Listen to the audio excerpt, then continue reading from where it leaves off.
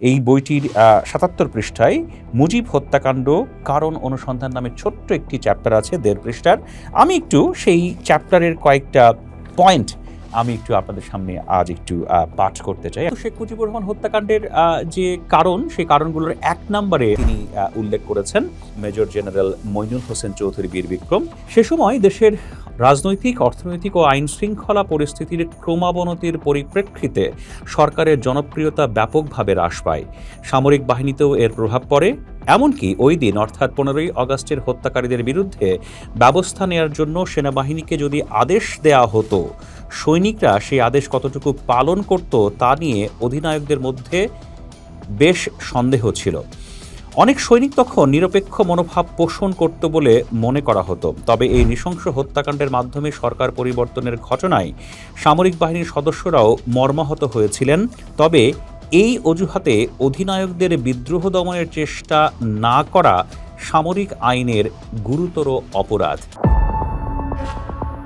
১৯৭৫ সালের ১৫ই আগস্ট বাংলাদেশের রাজনৈতিক ও সামরিক ইতিহাসের একটি অত্যন্ত গুরুত্বপূর্ণ সন্ধিক্ষণ, নিঃসন্দেহে একটি কালো অধ্যায়।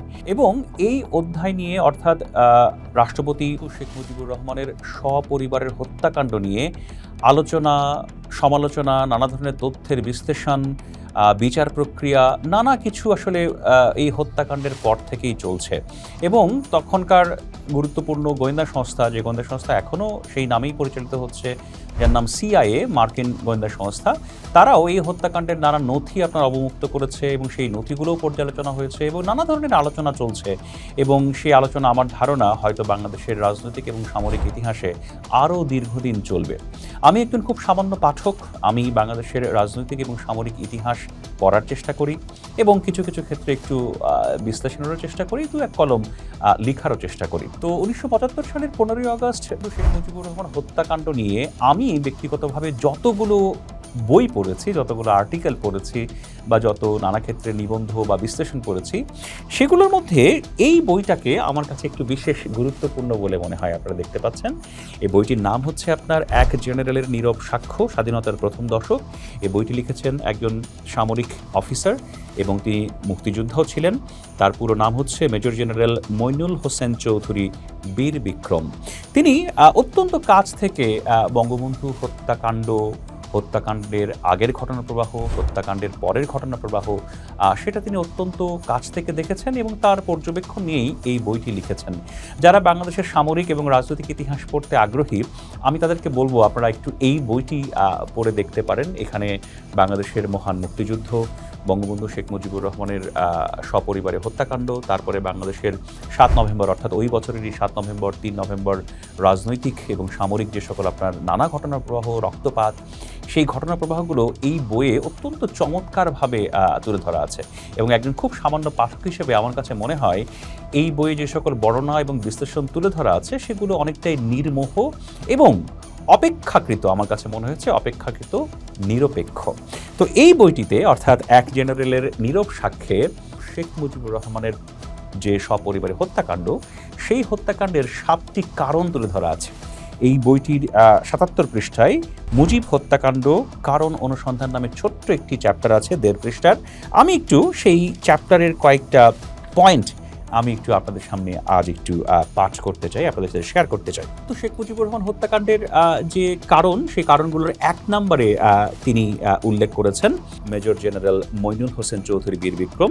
সেটি ছিল অনেকটা এরকম: সে সময় দেশের রাজনৈতিক, অর্থনৈতিক ও আইন শৃঙ্খলা পরিস্থিতির ক্রমাবনতির পরিপ্রেক্ষিতে সরকারের জনপ্রিয়তা ব্যাপকভাবে হ্রাস পায়। সামরিক বাহিনীতেও এর প্রভাব পড়ে। এমনকি ওই দিন অর্থাৎ 15ই আগস্টের হত্যাকারীদের বিরুদ্ধে ব্যবস্থা নেওয়ার জন্য সেনাবাহিনীকে যদি আদেশ দেয়া হতো, সৈনিকরা সেই আদেশ কতটুকু পালন করত তা নিয়ে অধিনায়কদের মধ্যে বেশ সন্দেহ ছিল। অনেক সৈনিক তখন নিরপেক্ষ মনোভাব পোষণ করত বলে মনে করা হতো। তবে এই নৃশংস হত্যাকাণ্ডের মাধ্যমে সরকার পরিবর্তনের ঘটনায় সামরিক বাহিনীর সদস্যরাও মর্মাহত হয়েছিলেন। তবে এই অজুহাতে অধিনায়কদের বিদ্রোহ দমনের চেষ্টা না করা সামরিক আইনের গুরুতর অপরাধ। এটা ছিল প্রথম কারণ। দ্বিতীয় কারণে উল্লেখ করা হয়েছে, কোনোরূপ পেশাগত দক্ষতা ও যোগ্যতা যাচাই না করে শুধু রাজনৈতিক দৃষ্টিকোণ থেকে বিভিন্ন গুরুত্বপূর্ণ সামরিক ও বেসামরিক পদে অদক্ষ অযোগ্য ব্যক্তিকে নিয়োগ দান। 3 নম্বরে বলা হয়েছে, সেনাবাহিনীতে পেশাগত দায়িত্ব পালনে অবহেলা ও অযোগ্য অধিনায়কত্ব। তাই সহজেই হত্যাকারী অফিসারগণ নিজেদের স্বার্থ আদায়ের জন্য সাধারণ সৈনিকদের বিপথগামী করতে সক্ষম হন। বঙ্গবন্ধু শেখ মুজিবুর রহমান হত্যাকাণ্ডের যে কারণ, সে কারণ বিশ্লেষণ করতে গিয়ে 4 নম্বরে লেখক লিখেছেন, পরিকল্পিত নৃশংস হত্যাকাণ্ড ঘটনার পূর্বে নৈশ প্রশিক্ষণের নামে অস্ত্রশস্ত্র নিয়ে বিপুল সৈন্য নতুন বিমানবন্দরে জড়ো হলো। স্বভাবতই এই নৈশ প্যারেডের সময় ব্রিগেড হেডকোয়ার্টারও এই প্রশিক্ষণে উপস্থিত থাকার কথা, অথচ আমার মনে হয় না ব্রিগেড হেডকোয়ার্টারের অফিসারগণ নৈশ প্যারেডে উপস্থিত ছিলেন। আপনারা সবাই জানেন যে বঙ্গবন্ধু শেখ মুজিবুর রহমানকে যে রাতে হত্যা করা হয়, তখন তিনি বাংলাদেশের রাষ্ট্রপতি। সেই রাতে যারা এই হত্যাকাণ্ড সংগঠিত করেছিল তারা একটি রাত্রিকালীন একটা প্রশিক্ষণ বা মহড়ার আসলে আয়োজন করেছিল, যেটি বর্তমান যে এয়ারপোর্ট, তখনকার পুরাতন এয়ারপোর্ট, সেখানে আসলে তারা এই প্রশিক্ষণের কাজ সম্পন্ন করার জন্য সমবেত হয়েছিল এবং সেটাতে তদারকি করার জন্য আসলে ব্রিগেড হেডকোয়ার্টার থেকে কেউ ছিলেন না, সেই কথা উল্লেখ করেছেন জনাব মইনুল হোসেন চৌধুরী।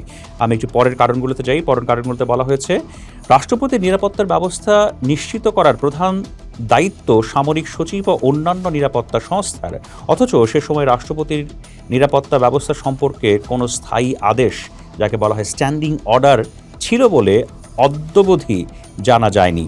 তারপরের কারণে বলা হয়েছে, কুমিল্লা সেনানিবাস থেকে প্রথম ফিল্ড আর্টিলারির সৈনিকদের ঢাকায় এনে রাষ্ট্রপতির বাড়িতে নিরাপত্তা ব্যবস্থা করার বিষয়টি আমার কাছে বোধগম্য নয়, মানে লেখকের কাছে। তাছাড়া নিরাপত্তা ও আনুষ্ঠানিক গার্ড দুটি ভিন্ন বিষয়, এই দুটিকে এক করার কথা নয়। ওই প্রথম ফিল্ড আর্টিলারির তৎকালীন ক্যাপ্টেন বজলুল হুদা ছিলেন ওই ইউনিটেরই অ্যাডজুডেন্ট, ফলে তিনি প্রহরারত সৈনিকগণকে ধোঁকা দিয়ে হত্যাকারীদের নিয়ে অনায়াসে রাষ্ট্রপতির বাড়ির ভেতরে ঢুকে পড়তে সক্ষম হন। এই হত্যাকাণ্ডের পরের কারণে বলা হয়েছে, সেনানিবাসে এবং রাষ্ট্রপতির বাড়ির আশেপাশে সামরিক ও বেসামরিক গোয়েন্দাদের নজর রাখার কথা, বিশেষ করে দেশের সার্বিক পরিস্থিতির প্রেক্ষাপটে এটি আরও জরুরি ছিল, কিন্তু আজ পর্যন্ত প্রমাণিত হয়নি যে সে সময় সেনানিবাসে কিংবা রাষ্ট্রপতির বাড়ির আশেপাশে গোয়েন্দা সংস্থার কেউ কর্তব্যরত ছিল। এবং এই যে কারণ, 7টি কারণ উল্লেখ করার পরে এই লেখক, সামরিক কর্মকর্তা এবং মুক্তিযোদ্ধা, তিনি তার শেষে একটা ছোট্ট বিশ্লেষণ লিখেছেন, সেটা একটু আমি আপনাদের সামনে তুলে ধরতে চাই। তিনি বলছেন, পরিস্থিতির এই সংক্ষিপ্ত বিশ্লেষণের পর মনে হচ্ছে ষড়যন্ত্রকারীদের পরিকল্পনা পূর্ব থেকে না জেনে থাকলেও নতুন এয়ারপোর্ট থেকে যখন সৈন্যরা ট্যাঙ্ক ও কামান নিয়ে শহরের দিকে রওনা হলো, তখনও গোয়েন্দা সংস্থা সহ সংশ্লিষ্টরা জানলে সতর্কতা এবং প্রয়োজনীয় ব্যবস্থা নিলে এই বর্বর হত্যাকাণ্ড ঘটানো সম্ভব হতো না। আশ্চর্যজনক হলেও সত্য, আক্রান্ত হওয়ার পর রাষ্ট্রপতির নিজের পক্ষ থেকেই ফোন করে তার উপর আক্রমণের খবর সংশ্লিষ্টদের জানাতে হলো। যদিও ওই মুহূর্তে প্রতিরোধ প্রচেষ্টা চালানো হলে রাষ্ট্রপতিকে রক্ষা করা হয়তো সম্ভব হতো না, তবে খবর পাওয়ার পরপরই সামরিক আইন কানুন অনুযায়ী সর্বোচ্চ শক্তি প্রয়োগ করে বিদ্রোহীদের দমনের জন্য সব রকম প্রচেষ্টা গ্রহণ করা উচিত ছিল।